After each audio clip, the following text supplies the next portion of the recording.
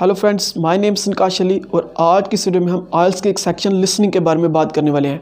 आइल्स listening section का pattern किस तरह से होता है, इसमें किस तरह के क्वेश्चंस आते हैं, इनको सॉल्व करने की कुछ टिप्स एंड ट्रिक्स मैं आप लोगों के साथ शेयर करूंगा। और मुझे उम्मीद है कि इस वीडियो को देखने के बाद आपके लिसनिंग के बारे में अवेयरनेस में बहुत ही इजाफा हो जाएगा और आप इसको अच्छे तरीके से अटैम्प्ट कर सकेंगे। तो दोस्तों, IELTS listening test is design to assess our listening skills in English language. IELTS listening test दूसरे टेस्ट से अमूमन ईजी होता है। उसमें आपने कोशिश करनी है कि अच्छे से अच्छा स्कोर कर सके, ताकि अगर आपके दूसरे सेक्शंस यानी कि रीडिंग और राइटिंग में कम मार्क्स भी आ जाएँ तो आपका ओवरऑल स्कोर फिर भी रीज़नेबल रहे। तो चलिए आइल्स लिसनिंग के पैटर्न के बारे में बात करते हैं।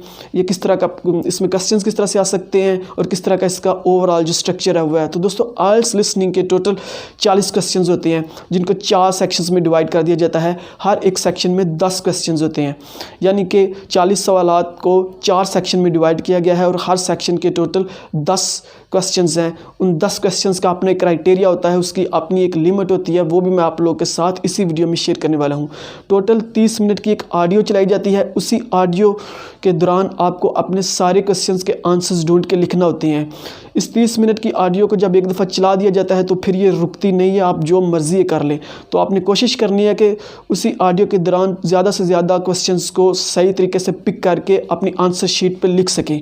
इसमें जो ऑडियो एक दफ़ा चलाई जाती है तो उसमें सारे क्वेश्चंस एक सीक्वेंस के साथ आते हैं। ऐसा नहीं होता कि पहले क्वेश्चन नंबर 1 का एक आंसर आया, फिर इसके बाद क्वेश्चन नंबर 5 का, फिर क्वेश्चन नंबर 7 का। तो इसमें एक सीक्वेंस होती है। तो अगर आपको क्वेश्चन नंबर 1 मिल गया तो आपने क्वेश्चन 2 को ढूंढना है, 3 को नहीं ढूंढना है। तो इस तरह से आपने इस पर पूरा फोकस और अटेंशन करनी है। तो जो इसका दोस्तों सबसे पहला सेक्शन होता है, उसमें एक डायलॉग होता है। 2 बंदे आपस में कम्युनिकेशन कर सकते हैं। मीन के कोई बंदा होटल में बुकिंग के लिए जाता है और वो रिसेप्शनिस्ट से बात कर रहा है, या कोई और बंदा कॉलेज में प्रोफेसर की जॉब आई है, वहाँ पर उसका इंटरव्यू हो रहा होता है, किसी चीज़ की इंक्वायरी हो रही है, यानी कि स्लो कम्युनिकेशन होती है। इसमें 2 बंदे बात करते हैं और क्वेश्चन बहुत ही ईजी होते हैं। जो क्वेश्चन नंबर 11 से 20 होता है वो भी सोशल कंटेक्स्ट पे ही बेस होता है। उसमें एक मोनोलॉग होता है, मीन के एक बंदा ही कोई स्पीच दे रहा होता है किसी चीज़ के बारे में। फॉर एग्जांपल किसी रेस्टोरेंट के बारे में या किसी भी चीज़ के बारे में वो दूसरे लोगों को बता रहा होता है कि इसमें ये फैसिलिटीज़ हैं, इसकी ये क्वालिटीज़ हैं, इसकी ये चीज़ें हैं। ये एक मोनोलॉग होता है, ये भी ईजी होता है। इसमें भी आपने ज़्यादा से ज़्यादा अच्छा स्कोर करने की ट्राई करनी है। अब सेक्शन 3 की बात करें, जिसमें क्वेश्चन नंबर 21 to 30 आते हैं। ये थोड़ा सा डिफ़िकल्ट होता है। ये एक डायलॉग होता है, एक कन्वर्सेशन होती है, लेकिन इसमें 2-3 से ज़्यादा बंदे हो सकते हैं, यानी कि 3 या 4 बंदे हो सकते हैं। ये एकेडमिक लेवल का एक सेक्शन होता है, यानी कि इसमें स्टूडेंट्स और प्रोफेसर की आपस में असाइनमेंट के बारे में डिस्कशन हो सकती है। कुछ प्रोफेसर्स आपस में किसी मीटिंग के बारे में बात करते हैं। इसमें 3 से 4 बंदे आपस में कम्युनिकेशन कर रहे होते हैं। तो ये थोड़ा सा डिफिकल्ट होता है, लेकिन इसको भी आपने फोकस के साथ अगर करेंगे तो अच्छा स्कोर आ जाएगा। अब इसके सेक्शन नंबर 4 के बारे में बात करें तो इसमें भी एक मोनोलॉग होता है, लेकिन ये बहुत ही डिफिकल्ट होता है। इसमें साइंटिफिक रिसर्च के मतलब होता है, यानी कि एक प्रोफेसर अपने स्टूडेंट्स को या किसी को भी किसी चीज़ के बारे में, किसी थ्योरी के बारे में या कुछ साइंटिफिक चीज़ एकेडमिक लेवल के लिहाज से बता रहा होता है। ये मोनोलॉग होता है। ये दूसरे सेक्शन से तेज़ बोलता है। इसको भी आपने पूरे फोकस के साथ अटेम्प्ट करने की कोशिश करनी है। आपने लिसनिंग का ओवरऑल जो दोस्तों टेस्ट है, इसमें सारी की सारी फोकस ही है। इसमें सारी की सारी आपकी जितनी शार्पनेस लिसनिंग स्किल्स होंगे, जितनी प्रैक्टिस अच्छे तरीके से होगी, आपका टेस्ट उसने ही अच्छे तरीके से हो जाएगा। तो आपको इसके पेपर और स्ट्रक्चर के बारे में तो पता चल गया। अब आपके साथ मैं कुछ टिप्स शेयर करने जा रहा हूँ जो आपके लिए बहुत ही बेनिफिशियल साबित होंगी। तो दोस्तों, लिसनिंग को टेस्ट को अटैम्प्ट करने से पहले जो भी इसका क्वेश्चन आएगा, आपने सबसे पहले इंस्ट्रक्शंस को केयरफुली देखना है कि इसमें इंस्ट्रक्शंस किस तरह से लिखी गई हैं। अगर लिखा गया है नो मोर देन 2 वर्ड्स, तो इट मीन कि जो मिसिंग प्लेस है वहाँ पर आपने सिर्फ 2 वर्ड्स का ही आंसर देना। अगर 2 से 3 लिखेंगे तो आपका आंसर जो है वो रॉन्ग कंसिडर किया जाएगा। बेशक आपने वो वर्ड तो पिक कर लिया, लेकिन 2 की लिमिट है तो आपने 3 लिख दिए तो फिर आपका आंसर ठीक नहीं होगा। अगर लिखा हुआ है right no more than 1 word, तो फिर इट मीन्स कि आपने 1 वर्ड ही लिखना है। 2 लिख दिए, फॉर एग्जाम्पल फुटबॉल आंसर है और आपने लिख लिया द फुटबॉल, तो आपका वो गलत होगा। तो सबसे पहले इंस्ट्रक्शंस को केयरफुली आपने पढ़ लेना है। दूसरा, जब ये लिसनिंग का टेस्ट स्टार्ट होता है तो तकरीबन 2.5 मिनट की जो पहली कन्वर्जेशन होती है ऑडियो के दौरान, वो सिर्फ आइल्स की हिस्ट्री के बारे में बता रहा होता है, ब्रिटिश यूनिवर्सिटी के बारे में बता रहा होता है, तो उसको सुनने की ज़रूरत नहीं है। आपने वो जो आपके पास 2.5 मिनट हैं उनमें आपने अपने दूसरे जितने भी क्वेश्चंस हैं उनको गो थ्रू कर लेना है कि ये अच्छा ये इस टाइप के क्वेश्चन या इस टाइप का क्वेश्चन है, इसको इस तरह से मैं अटैम्प्ट कर सकता हूँ। वो जो 2.5 मिनट हैं उसको आपने अच्छे तरीके से सर्व करना है अपने क्वेश्चंस को गो थ्रू होने के बाद। इसके बाद एक एग्जांपल आएगी, जैसे ही वो एग्जांपल पे आएगा ना तो आपने फिर अपनी सारी फोकस उस लिसनिंग पे दोबारा ले आनी है और फिर क्वेश्चन जैसे जैसे वो बोलेगा उस पर फोकस करनी है। तो जो पहला सेक्शन है उसमें 10 क्वेश्चन है, लेकिन वो एक ब्रेक मिडल में लेता है, यानी कि आपको कहेगा कि आपको 1 से 5 तक क्वेश्चन देख लो, इसके ऑडियो चलाएगी, फिर इसके बाद जो 6 से 10 क्वेश्चन आएंगे उसके दौरान वो पॉज लेगा। तो जब आपने उसको कहा कि 1 से 5 देखो तो 1 से 5 ही देखो अच्छे तरीके से, ऑडियो चल गई, जब उसने 5 तक का बोल लिया फिर वो आपको बोलेगा कि अब 6 से 10 देखो, तो तब आपने 6 से 10 ही देखने, आपको टाइम मिल जाएगा, वो टाइम देके दोबारा से ऑडियो स्टार्ट करेगा। जब हाँ एक बात यहाँ पर आपने नोट कर लेनी है, जब 10 क्वेश्चंस पूरे हो जाएंगे ना तो फिर आपको बोलेगा कि no you have 30 second to check your answers. आपने आंसर तो ऑलरेडी पिक कर ली है जैसे भी लिखे, क्योंकि वो आपकी नीट आंसर शीट तो नहीं है। ये मैंने आपको एक बात लास्ट पे बताऊंगा कि आपकी जो नीट आंसर शीट है वो क्या चीज़ होती है। तो आपने जैसे भी टेढ़े मेढ़े आंसर्स लिख लेने, बस अपने माइंड में रख लेना कि इसका आंसर ये है।